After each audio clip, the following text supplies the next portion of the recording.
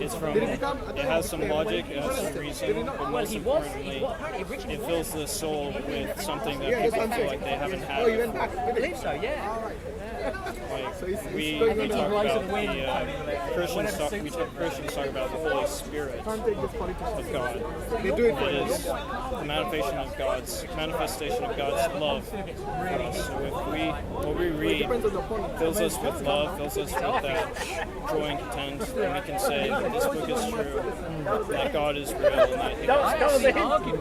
that So the book itself should be free from deficiencies that comes from a deficient mind, right? Any book from God would itself demonstrate within itself, contents-wise, that this can only be from God. It is free from defects and weaknesses of other than an author, which is God, right? If God is the author or the source of this guidance, this book, you would expect this book should be free from imperfection, free from errors, free from discrepancies, free from inconsistencies, free from mistakes. Because God would not make mistakes in His book. Because it is from His infinite wisdom that God is revealing this book to us. Right?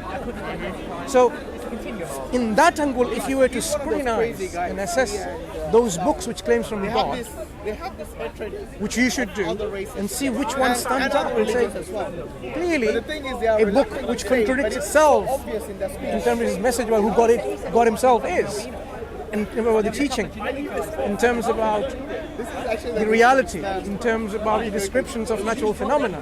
If things are not quite correct and truthfully described in a book, you would say, even if that book claims to be originally from God, obviously it hasn't remained pure in its entirety. Because you can have a book originally revealed by God, but at later time, people or other external forces corrupted it. So the book would be not pure in its original form, as it was intended to have been remained. So many books, if you examine books like this throughout human history, which claims to be from God, you will see some of the books actually displays this kind of imperfections, these mistakes and errors and deficiencies, which merits itself of not being the pure original words or revelation. And he basically saying, no, so not accept if you consider the Quran, you know what he said? This is something that you can look into as well, because you want to learn more about Islam. So the guy start with the Book of God that we claim is from God, the Quran. How does the Quran describe all of these things in reality? About God, about heaven, hell, afterlife, about you and me? Does the Quran contain contradictions in turn? Does the Quran contain discrepancies, inconsistencies, errors and mistakes? Because if it did, then you would safely say that cannot be from God, because God's book should be free from any of those weaknesses and deficiencies. And this is one of the things the Quran actually itself claims. It says, had this book been from anyone other than God, you would find therein many ikhtilafan kathira, many discrepancies. This is what you naturally expect. A book which is authored by other than God will be coming from a creation by their own nature unlimited in their knowledge, and whatever they describe will have this limitation in knowledge when they describe in this book. If they describe something about natural phenomena, of course we know our knowledge of natural phenomena increases with the advancements of science and technology. We learn more and more every day about our natural world. So people at the time in the past obviously didn't have the tools and the means to know a lot of our secrets of our natural phenomena, and they said, for example, the earth was flat. Yeah, an example like earth was flat. We clearly know that the earth isn't flat because we've gone outside the earth and we can see the earth rotating in its own axis, and it's like a sphere. Well, the top and bottom sides are a bit depressed, right? So it's not like a total spherical. We've seen it outside the earth. To call it's not a flat earth. People in the past believe in a lot of other things. So if a book describes something of a natural phenomena, you would expect, if it wasn't from God, then there's a possibility of making mistakes to be present. And especially if books were written hundreds of years ago, when science wasn't as developed as it's now, yeah, you'd expect a lot of those mistakes. Yeah? So in the Quran, you'll be surprised to see that it actually describes a lot of things. It describes natural phenomena. I mean, if it was from an imposter, yeah, who claiming to be from God, he would stay away from describing the natural world, how they are, because science of their time, whoever the imposter author was, if he was authoring the Quran, would be using the limited knowledge of the time. Yeah? And the Quran is replete with descriptions of natural phenomena. It's talking about things of events to be coming or being materializing in the future. Why is he prophesying things when the possibility of getting it wrong exists if it's from an imposter? Yeah? So if you were to examine from psychological point of view the authorship of the Quran, you would say this person who's authoring the Quran is very confident and competent. Confident in the sense that this author knows that there will not be any mistakes discovered in the future about the past or about the future, as the Quran is describing, the author is describing in the Quran, and competently describes the natural phenomena. It's an interesting thought, psychological analysis. Then the other thing is, why would the Quran describe the author itself in a negative light if it's from an imposter?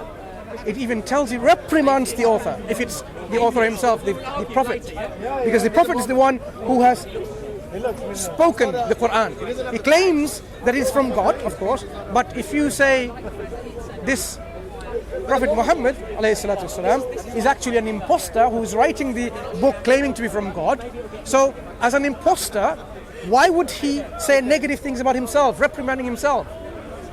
He says, if he were to invent something from God, God will cut his jugular vein with the artery here, and reprimands himself. He's frowned and turned away. Just because a blind man came, and instead of giving attention to the blind man who wanted to know about something, he was occupying himself with some of the Allites we're discussing with, and God reprimands himself. Maybe this person, he wants to purify himself. He wants the guidance. You should turn to him rather than concentrating on that one. So, if you look at it psychologically, if he was the author, it doesn't make really much sense. The author who himself reprimands himself, saying it's not from me and it's from God, and throughout the book, he says it's nothing of my own. I mean, and if I have no knowledge about the unseen. I don't know the unseen except that what God tells me about it. I do not know the secrets of heaven and earth except what God tells me. So I'm just like a mortal man. The difference between is that God has revealed to me inspiration, through which I tell you and inform you there's none worthy of worship except God. So worship God alone, not worship anything of the creation. Some people are even of the opinion like, okay, it doesn't look like it's from him. Maybe Satan authored it. But if you look at it, again, if you analyze it, would Satan write in this book, take me as your most ardent enemy, avowed enemy, take me as your enemy, stay away from the footsteps that leads to following me at all. In fact, when you read this book, the Quran, seek refuge with God from me, the accursed Satan. Would Satan write a book and say, every time you read a book, make sure you ask God to protect you from the Satan? And it tells you that this book is someone God has revealed, and take Satan as your worst enemy. Don't follow his footsteps, because Satan is the one who gives you all the things which are evil. He inspires you to do things which are not good, not righteous. So take the message from God and stay away from Satan. It doesn't make sense to even consider the possibility that Satan could be the author of the book. Can anyone write a book? That's another thing. The book itself makes a profound claim. This is a claim then subsequently repeated by some other religions, probably in Mormonism too, that this is such a book that you cannot, human beings or jinn, if you were to come together to produce their like of. Even if you came together, you cannot produce this book. And the Quran challenges, if you think this Quran is not from God, that we have revealed to our servant Prophet Muhammad sallallahu alaihi wasallam, produce a chapter like it. If you really are truthful, seek helpers other than God to do this job. But the Quran continues saying, you will never be able to do it, even if you tried. You will never be able to do it. Then fear the fire whose fuel is man and stones. So the Quran claims with a challenge. To put a mic on you. Sorry. Hope you don't mind. What about putting some mic on the gentleman over there, Stephen? I think they just want to hear what you're saying. No, because the microphones are good enough, right, to capture both sounds. There you go. There you go, Steve. There you go, Big Stephen. jealous. Yeah. Okay. Guess I'll go ahead. Can I just want to try? Yeah, sure. Yeah. I'll just put this in Put it in your pocket. In the back pocket? Yep. I'll just put it in this pocket. So, Stephen, Yeah. we were saying the Quran brings a challenge to mankind. If mankind or anyone else besides mankind, if they're able to, if they're doubting the origin of the Quran, then what they have to do simply to falsify it. And the falsification test is quite simple. That you produce a book like it. If you're not able to produce a book like it, consisting of 114 chapters, you produce 10 chapters like it. Even if you can't do 10 chapters, produce one chapter like it. Even a one statement like this, statement like the Quran. So what is it that is objective about this challenge? Many people often misunderstand this challenge in saying it's very subjective. But the Quran is very objective in the way it challenges people. Because it says bring something like it, like the Quran. And how is the Quran?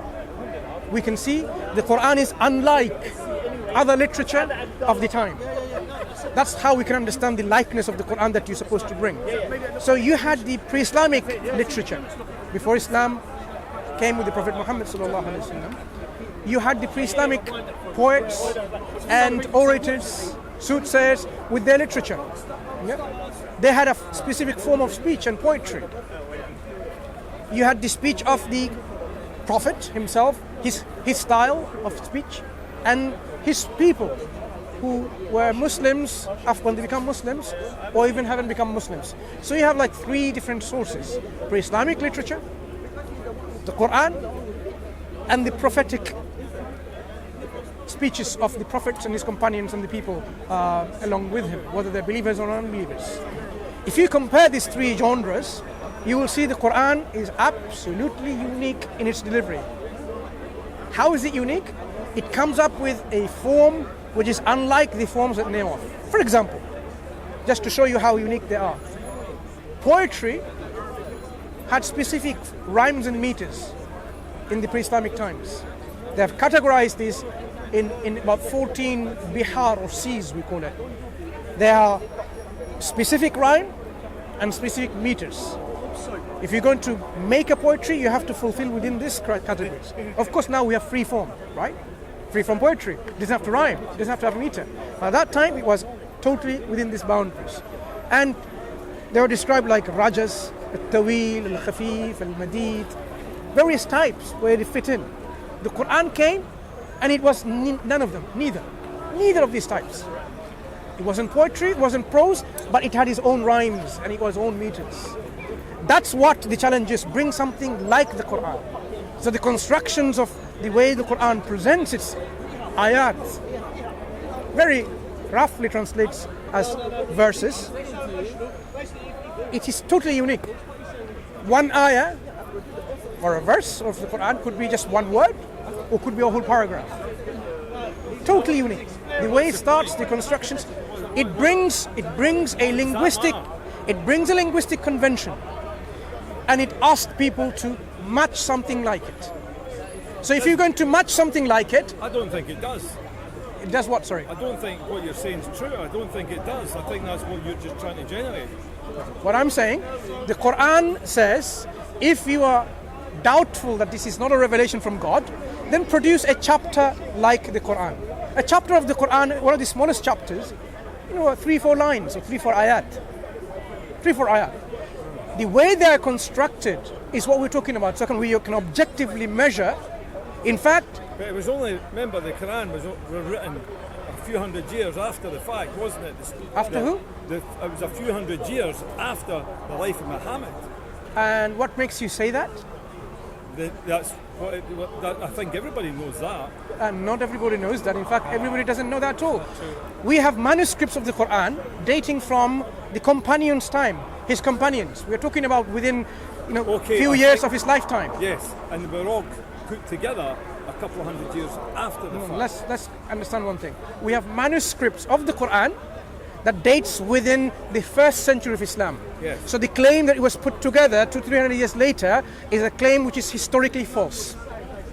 Historically false. In reality, it's false. History.